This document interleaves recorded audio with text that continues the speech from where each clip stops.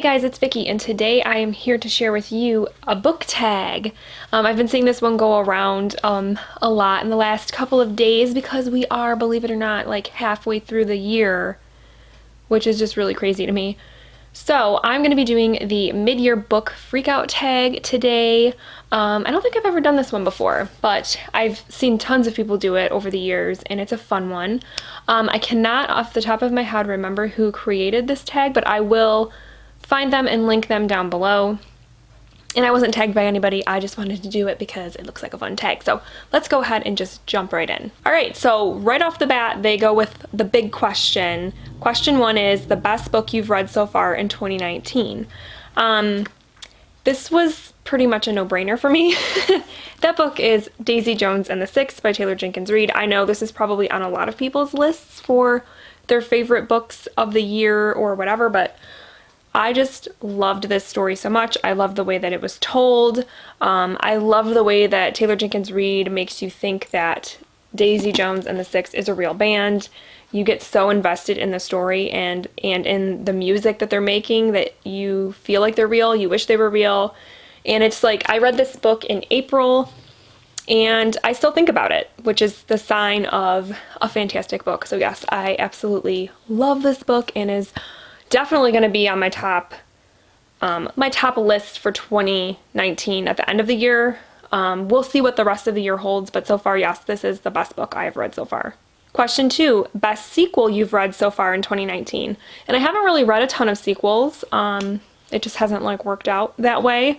But of the couple that I have read, my favorite one was probably Bitch Planet Volume 2. This one's called President Bitch, and this series is by Kelly Sue DeConnick and Valentine Delandro, I believe, if I remember correctly. This one ended in a cliffhanger, and I really want the third volume to come out because it's not out yet. But this is basically a really interesting series about this prison that is on a whole other planet that is for women. And basically just the way that the women are treated in this kind of futuristic world. It's one of those ones that just kind of makes you think, because there's a lot of like, you know, political, social commentary going on in this story.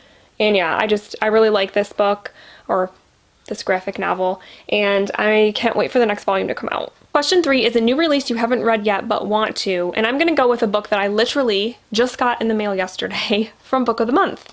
And that book is Ask Again Yes by Mary Beth Keane. This is basically a kind of suburban drama, from what I understand, although it takes place in New York City, I believe. Or maybe New York State. I can't remember. But anyways, it's about these two police officers that live next door to each other, and their kids form a friendship, and then something happens and there's some drama between the two families.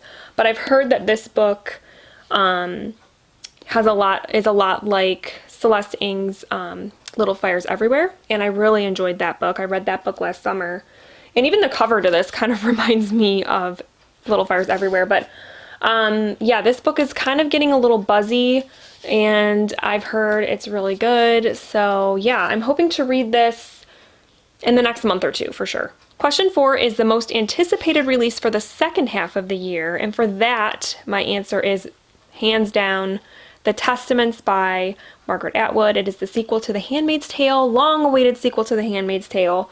I actually just read The Handmaid's Tale last year, and really enjoyed it. Very powerful read, and the way that The Handmaid's Tale ends, it's very open-ended. You don't get all your questions answered, so I'm really excited to see what happens in that book and where the story is going to go. Question five is biggest disappointment, and again, hands down, this was an easy one for me to answer, and that is The Chalk Man by C.J. Tudor. I just read this one back in May, and I didn't like it, guys. I thought I was gonna love it. It kind of was supposed to kind of tick all the boxes for me, and it didn't. I just did not like it. I actually don't even have the book anymore. I already donated it because I didn't like it at all. It just was one of those thrillers that just didn't do it for me. Question number 6 is biggest surprise. And for that, I'm going to go with The Nightingale by Kristen Hanna. I read this book. This was actually my first, was it my first book that I finished in? No. I think it was like the third book I finished in 2019. It was my first 5-star read though for the year, right at the beginning of the year, which was really exciting. And I gave this book 5 stars because it just touched me emotionally in a way that I didn't expect it was going to. I was like, okay, this is like a World War II story about 2 sisters. They're kind of on different paths, blah, blah, blah. I knew I was gonna like it, but I didn't think I was gonna love it like I did. And this is another one that, again, I read it back in January, and I still think about it sometimes, just how emotionally gripping it was. And that really surprised me because historical fiction just doesn't normally really do that for me. Question number 7 is favorite new author. And for that, I'm going to say John Boyne, who wrote The Heart's Invisible Furies. This is another one that's definitely gonna be on my top books of 2019. This was a 5-star read. Oh, this book, I loved this book so much. Yes, this one is like a close second to Daisy Jones and the Six for like favorite book so far. Because, and I actually read both of them in April. So April was a good reading month. But yeah, this one just the kind of epic way that the story was told. It's a story about a guy named Cyril, and you meet him as before he's even born. The story begins, and it goes all the way until he dies in his old age. And I loved this book so much. And it has me really wanting to read more John Boyne. I have a couple of his other books kind of on my TBR, not like soon to be TBR, but they're like there, where I'm like, okay, I have a couple that I know I can pick up that I'm sure I'm going to love because the writing in this was fantastic. The characters were super memorable. Just everything about this book was awesome, and I can't wait to read more John Boyne. Question number 8 is newest fictional crush. And for this, I don't really have an answer, only because like I don't really get crushes on characters. I never really have. I guess I just don't get that connected to characters. So yeah, I'm sorry, I don't really have an answer for this one because I just don't get crushes. I just don't. Question 9 is your newest favorite character, and for that I'm going to go back to The Heart's Invisible Furies and talk about Cyril, who is the main character of this book. Cyril, we meet him, like I said, as, you know, a baby, and you grow with him. You find out, because he realizes fairly young that he is gay, and he struggles with that, and he really struggles with that. And you see him make some really bad decisions and just do some really stupid things. And then you also see him do things where you want to just like reach through the book and hug him and console him and love him. So he's one of those characters that you really just love, you know? And like, again, I still think about Cyril as a character. Oh, shaky dog. And yeah, he's just one of those characters I don't think I'll ever forget. Question number 10 is a book that made you cry. And I'm going to go back to 2 books. These 2 books, The Heart's Invisible Furies by John Boyne and The Nightingale by Kristen Hanna. It takes a lot for me to cry in books. I don't typically get that emotional, but both of these books just hit something in me. This one, towards the end, I was a blubbering mess. What can I say? And then this one, there were a couple of times in this book where the tears just came because you just are so emotionally connected to Cyril as a character, and you just feel for him in so many ways. Because he doesn't have an easy life, and so it's just, you just hurt for him. You just really do. So yeah, both of these books were emotional books for me. Question 11, a book that made you happy. For that, I'm going to say I Mom So Hard by Kristen Hensley and Jen Smedley. This is a nonfiction book that I just read back in May. And like I said in my May wrap-up, I read this book at the perfect time. I read it around Mother's Day when my family was dealing with the stomach bug. So it was not a fun time, but this book really lifted my spirits. It really just was so relatable as a mother. The things that they talk about in this book, it just lifted me up. It just made me feel good, you know, especially at kind of a low point when I was reading it at not my best, you know. I wasn't feeling well, my kids were sick.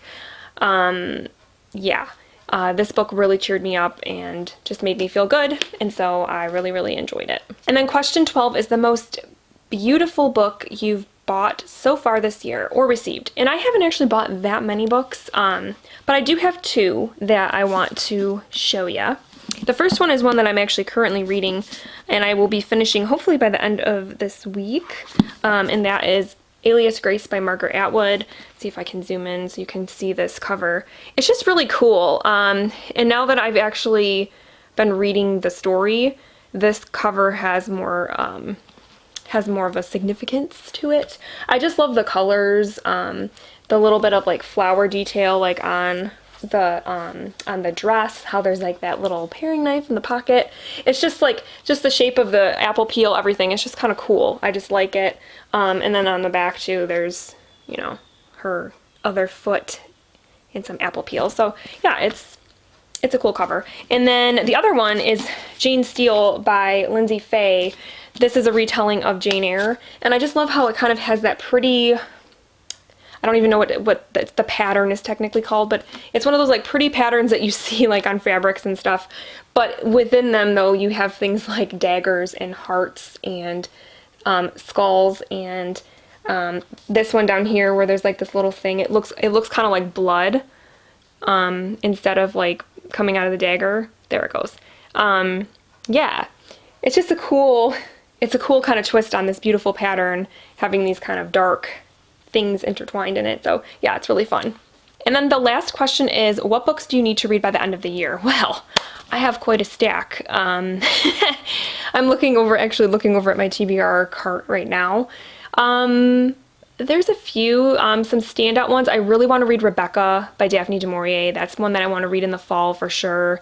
It's one that I've just heard wonderful things about, and I just really need to get to it. Also, I'd really like to read Lethal White by Robert Galbraith, aka J.K. Rowling. It's the latest book in the Cormoran Strike series, so I'd like to get that one read because it came out about a year ago. So I'd like to kind of stay on top of that series. What's another one? I really want to read The Seven Husbands of Evelyn Hugo because I loved Daisy Jones and the Six so much that I feel like I'm gonna love The Seven Husbands of Evelyn Hugo, because that book I've heard amazing things about as well. Yeah, there's just like a lot of books over there that I want to get to. That cart is full, and they're all books that I want to finish by the end of the year. So I have lofty goals, but those are the couple that kind of stand out to me that I really would like to get to. Alright guys, so that is the tag, the mid-year book freakout tag. Please let me know down below if you've done this tag, and I will go and check it out. Or let me know what you would answer, you know, how you would answer some of these questions, because I would love to hear. And if you want to do this tag, do the tag, because it's fun. It's a good way to kind of reflect on the first half of your reading year and kind of see how things are going, so it's really fun. But other than that, that is all I have for today. I hope you guys are having a wonderful day, and I will talk with you very soon. Thank you so much for watching. Bye.